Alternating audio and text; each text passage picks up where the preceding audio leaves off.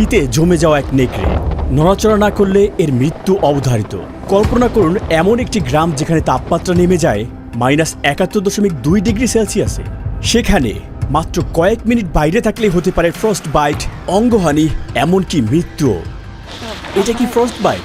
ও হ্যাঁ। মাত্র 15 মিনিটের একটু বেশি সময় বাইরে থাকার পর আমার নাক সাদা হয়ে যায়, কোষের ভেতরে বরফ কণা জমতে শুরু করে আর টিস্যুগুলো মরতে শুরু করে। আর যদি 5 মিনিট বাইরে থাকতাম, আমার নাকে টিস্যু স্থায়ীভাবে ক্ষতিগ্রস্ত হয়ে যেত। মানুষ যখন বাইরে নিঃশ্বাস ফেলে তখন মনে হয় পিছনে শুকনো ঘাসের শব্দ হচ্ছে। আসলে এটা হলো গরম নিঃশ্বাস বরফ কণায় পরিণত হওয়ার শব্দ। আমি এখন পৃথিবীর সবচেয়ে ঠান্ডা বসবাসযোগ্য স্থানে রয়েছি। এটি হলো ওইমিয়াকন। বেঁচে থাকতে আমি প্রায় 20 স্তরেরও বেশি পোশাক পরেছি, যার ওজন প্রায় 14 কেজি। 30 ডিগ্রি সেলসিয়াসের ঘর থেকে বের হওয়া মানে এক লাফে 100 ডিগ্রিরও বেশি তাপমাত্রা কমে যাওয়া। আর তাই আমি গ্লোভস, বুট আর প্যান্ট পরেছি, যার সবই রেনডিয়ার লোম দিয়ে তৈরি। কিন্তু তবুও এগুলো যথেষ্ট নয়। এবং এখন আমি আপনাদেরকে দেখাবো জীবন এখানে কিরকম এবং বাইরে যাওয়াটাই বেঁচে থাকার জন্য কত বড় লড়াই। বের হওয়ার কয়েক সেকেন্ডের মধ্যেই চোখের পাতায় বরফ জ্বলতে শুরু করে আর ত্বকে জ্বালা অনুভব হয়। পুরো গ্রামটাই যেন পরিত্যক্ত। তীব্র ঠান্ডা আঙ্গুলের ডগা পুড়িয়ে দিয়েছে। ঠান্ডা শুধু মানুষ বা বন্যপ্রাণীকেই প্রভাবিত করে না, এটা সব কিছুকেই থামিয়ে দেয়। ফোন ঠিকমতো কাজ করে না, হঠাৎ করে বন্ধ হয়ে যায়। বাইরে ফেলে রাখা গাড়ি কয়েক ঘন্টার মধ্যে জমে যায়। মাটি সবসময় বরফে ঢাকা থাকায় এখানে কোনো ফলমূল বা সবজি জন্মায় না। আমরা মস্কো থেকে প্লেনে উঠে 7 ঘন্টা পূর্ব দিকে উড়ে যাই ইয়াকুৎস্কে। সেখান থেকে শুরু হয় 18 ঘন্টার 900 কিলোমিটার দীর্ঘ সড়ক যাত্রা। এখন রাত 2টা। অবশেষে আমরা পৌঁছেছি পৃথিবীর সবচেয়ে ঠান্ডা গ্রামে। থার্মোমিটার দেখাচ্ছে -60.5 ডিগ্রি সেলসিয়াস। গাড়ি থেকে নামার মুহূর্তে মনে হলো আমরা যেন কোনো ভিন্ন গ্রহে এসে পৌঁছেছি। নাকের লোম পর্যন্ত জমে গিয়েছিল আর তাই প্রতি নিঃশ্বাসে খোঁচা অনুভব হচ্ছিল। শুষ্ক বাতাসে হঠাৎ করে প্রবল কাশি ওঠে, যেন থামছেই না। ওইমিয়াকন গ্রামে প্রায় 800 জন মানুষ 1.5 বর্গ কিলোমিটার এলাকা জুড়ে বসবাস করছেন। এখান থেকে বাইরে কাউকে দেখা প্রায় অসম্ভব। মনে হচ্ছে যেন সময়টাই এখানে থেমে গিয়েছে। এখানে প্রচণ্ড ঠান্ডা। প্রায় 15 মিনিট ধরে হাঁটছি।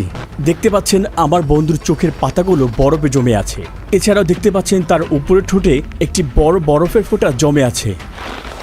ওইমিয়াকন আমাদের ভূমি পাহাড় দিয়ে ঘেরা। এখানে অসম্ভব রকমের ঠান্ডা পড়ে। তাপমাত্রা নেমে যায় -63 বা এমনকি -64 ডিগ্রি সেলসিয়াসেও। যেহেতু ওইমিয়াকন একটি উপত্যকার মাঝে অবস্থিত, এখানে বাতাসের চলাচল কম। ঠান্ডা একবার জমে গেলে সেটা নড়ে না, ঠিক সেখানেই থেকে যায়। এই এলাকায় মাটির নিচের স্তর সারা বছর বরফে জমে থাকে। এই বরফের স্তরকে বলা হয় পার্মাফ্রস্ট, আর এটি 100 মিটার দীর্ঘায়িত হতে পারে। এই চরম ঠান্ডায় টিকে থাকতে গ্রামের মানুষরা একটি কেন্দ্রীয় হিটিং সিস্টেম গড়ে তুলেছেন। একটি মাত্র কয়লা চালিত বয়লার থেকে পাইপের মাধ্যমে বেশিরভাগ এলাকায় পৌঁছে দেওয়া হয় তাপ। এই ব্যবস্থাটি এক মুহূর্তের জন্য বন্ধ হওয়া চলবে না।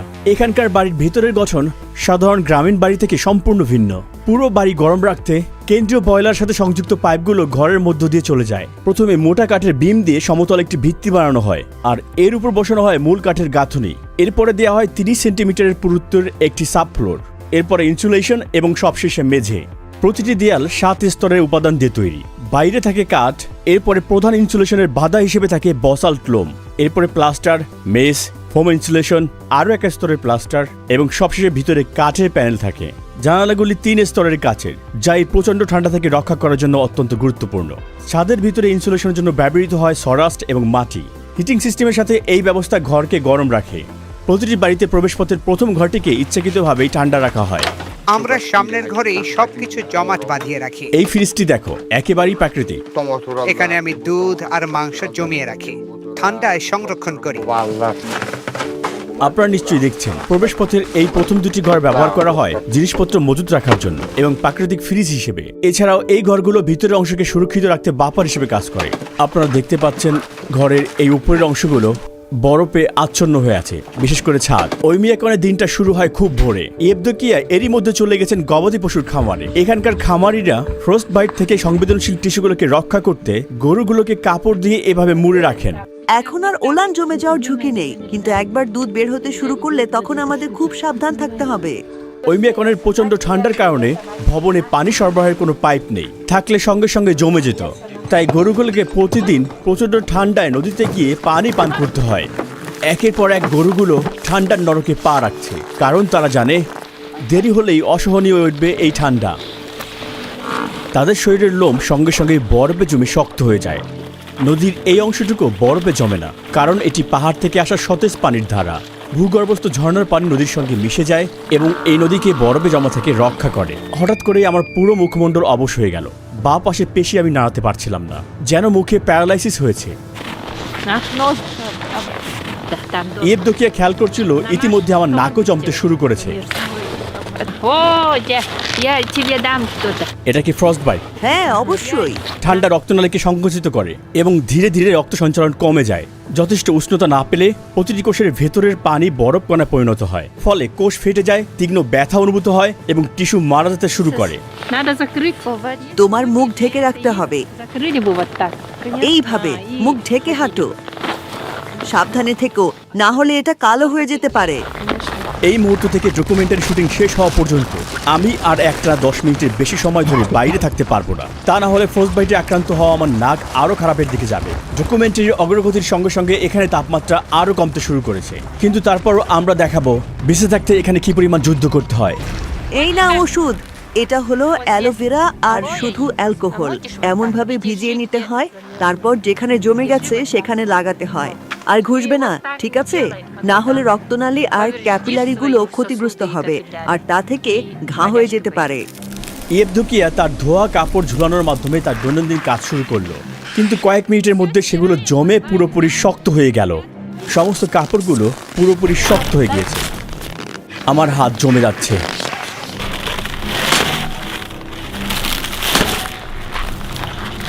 এরপরে সে খামারের দিকে গেল গরু থেকে দুধ সংগ্রহের জন্য। আমি ইয়াকুত জাতের গরু পালন করি, কারণ এরা খুব উন্নত মানের দুধ দেয়।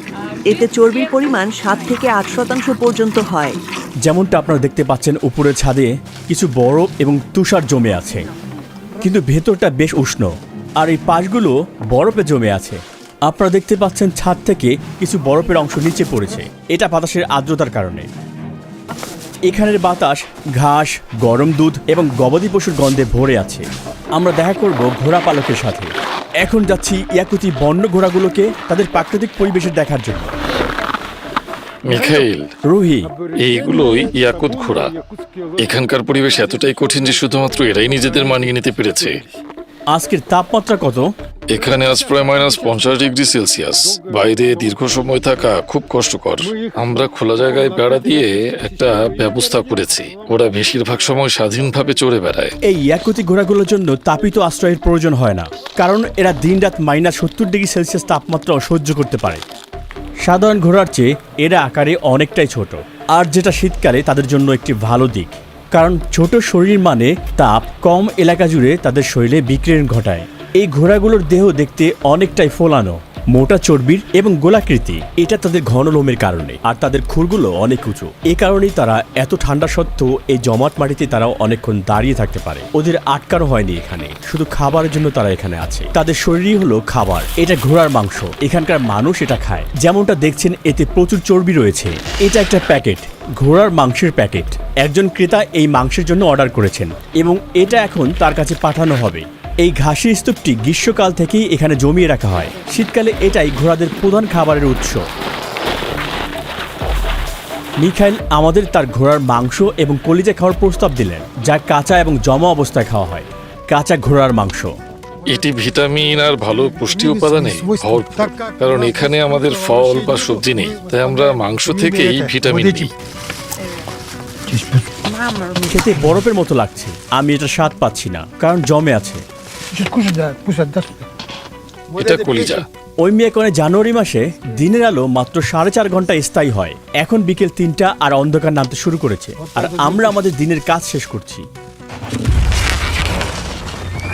গাড়ি আবিষ্কারের আগে পরিবহনের জন্য ব্যবহার করা হতো ঘোড়া, গরু এবং এইরকম রেইনডিয়ার। এই অঞ্চলে রেইনডিয়ার খুবই গুরুত্বপূর্ণ, শুধুমাত্র তাদের পরিবহনের জন্যই নয়, এদের মাংস, চামড়া এবং দুধের জন্য। গ্রামের কেন্দ্র থেকে প্রায় আধা কিলোমিটার দূরেই শুরু হয় ওইমিয়াকনের জমাট বাঁধা বন। এই গ্রামের অধিকাংশ মানুষের জীবিকা নির্বাহ করে পশুপালনের মাধ্যমে। আইভানের মতো কিছু মানুষের এটাই প্রধান আয়ের উৎস। আমি বনের মানুষ। এই ভূমিগুলোই আমার শিকার ক্ষেত্র, আর এটাই আমার তাঁবু, আমার বাড়ি। সে এখন আগুন জ্বালাচ্ছে, আর আমাদের আগুনটা খুবই দরকার, কারণ এখানে প্রচণ্ড ঠান্ডা।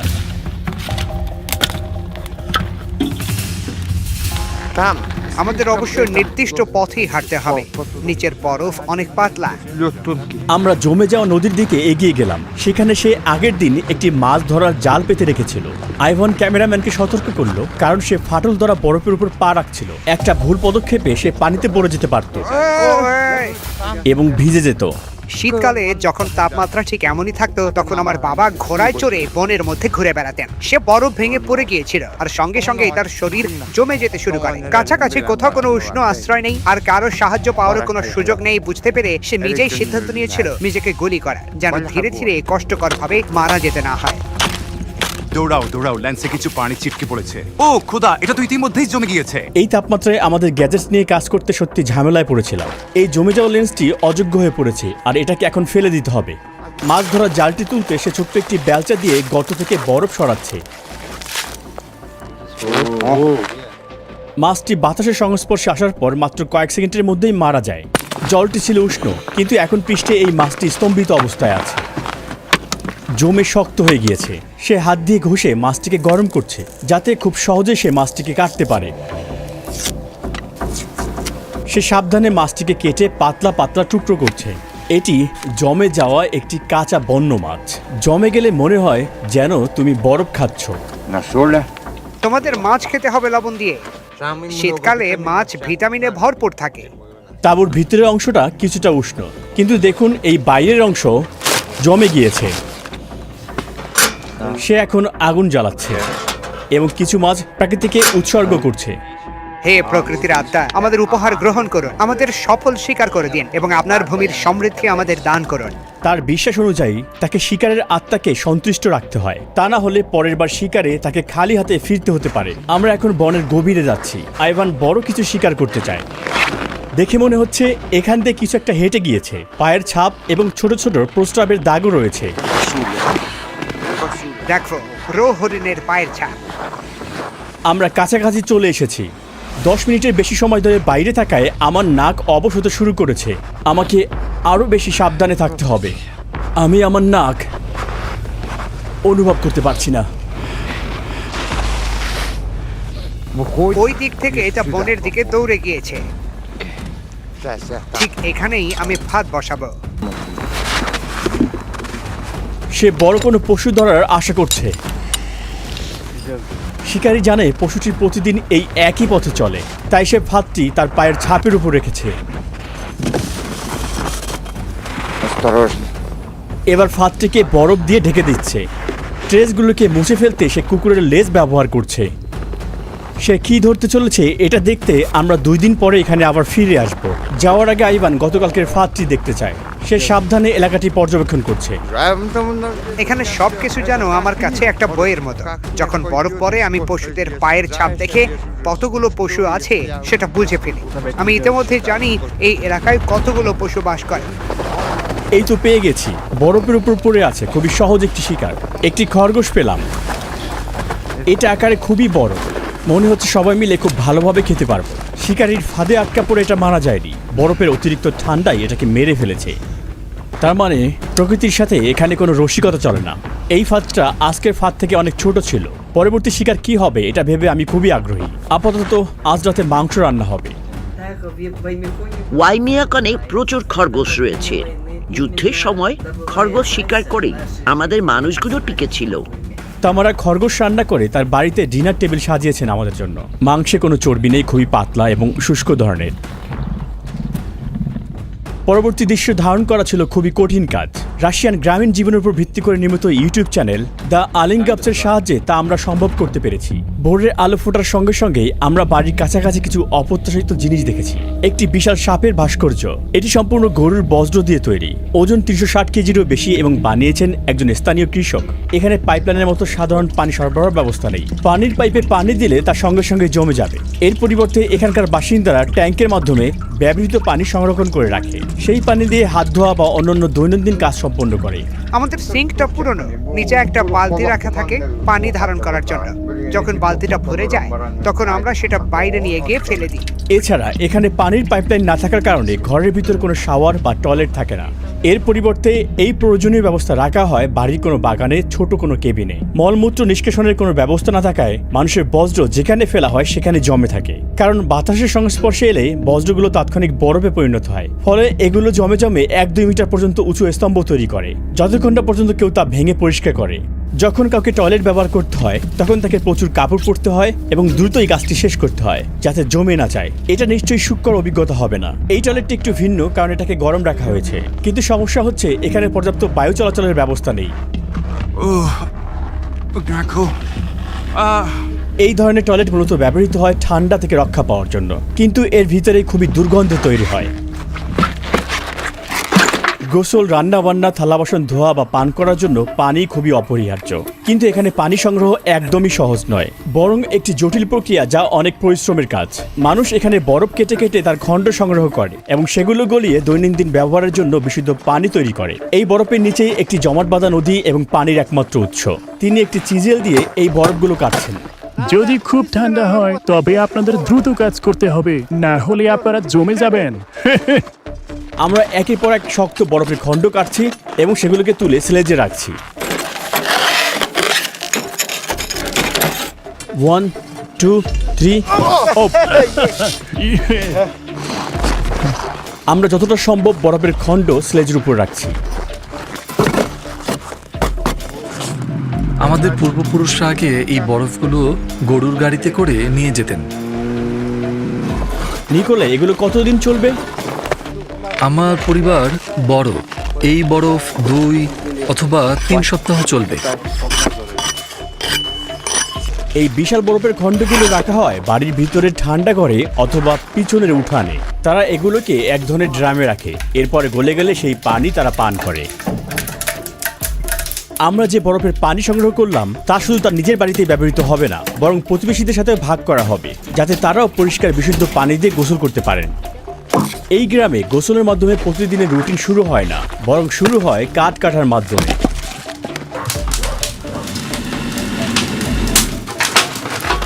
ছেলেটি নিকোলের দেয়া একটি বড় বরফের টুকরো নিচ্ছে এবং সেটাকে ভিতরে নিয়ে আসছে।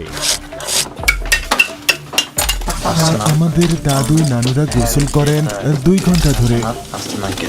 আমরা সাধারণত 1.5 ঘন্টা থাকি। আচ্ছা, গোসল সম্পন্ন করতে তোমাদের কত সময় লাগে? পুরো প্রক্রিয়াটা সম্পূর্ণ করতে প্রায় 4-5 ঘন্টা লাগে। আমরা সপ্তাহে একবার গোসল করি, শনিবার অথবা রবিবার। পরবর্তী ধাপে তার জমে থাকা শ্যাম্পুকে চুলার পাশে রেখে গলাচ্ছে। তারা লাডেল ব্যবহার করে নিজেদের গায়ে পানি ঢালছে।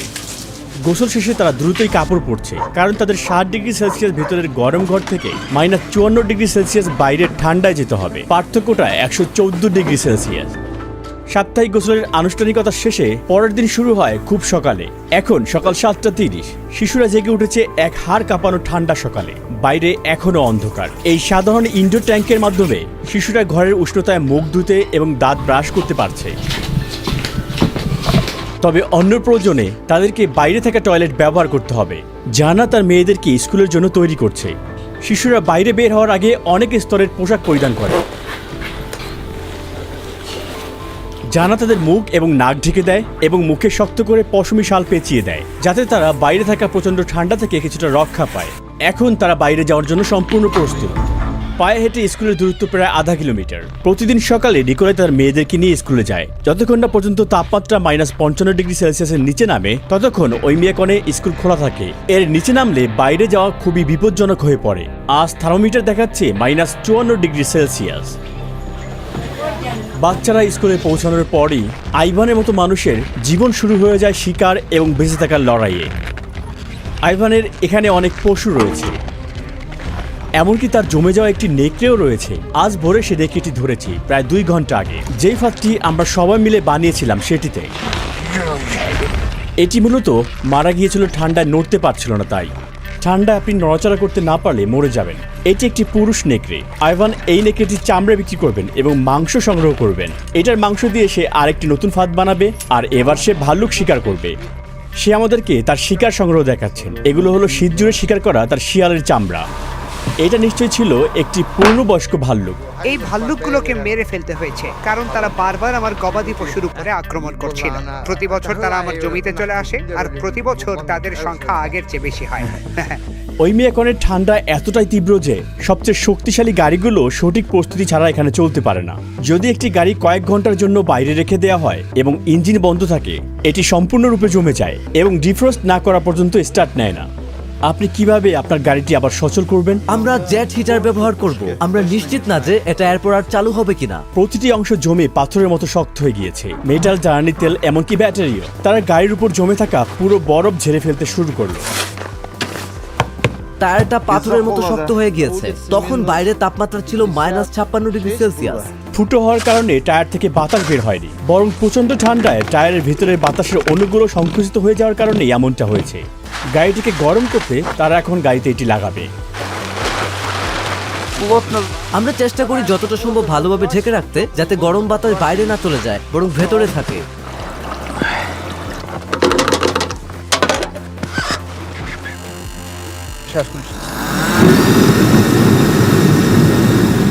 এটা ধরো, বাইরে খুব ঠান্ডা, এ কারণেই সবকিছু গরম রাখতে হয়। যেহেতু গাড়িটা ডিজেল চালিত, ট্যাঙ্কের ডিজেল পুরোপুরি জমে গিয়েছে। গাড়িটা এভাবে থাকবে প্রায় 3 থেকে 4 ঘন্টা।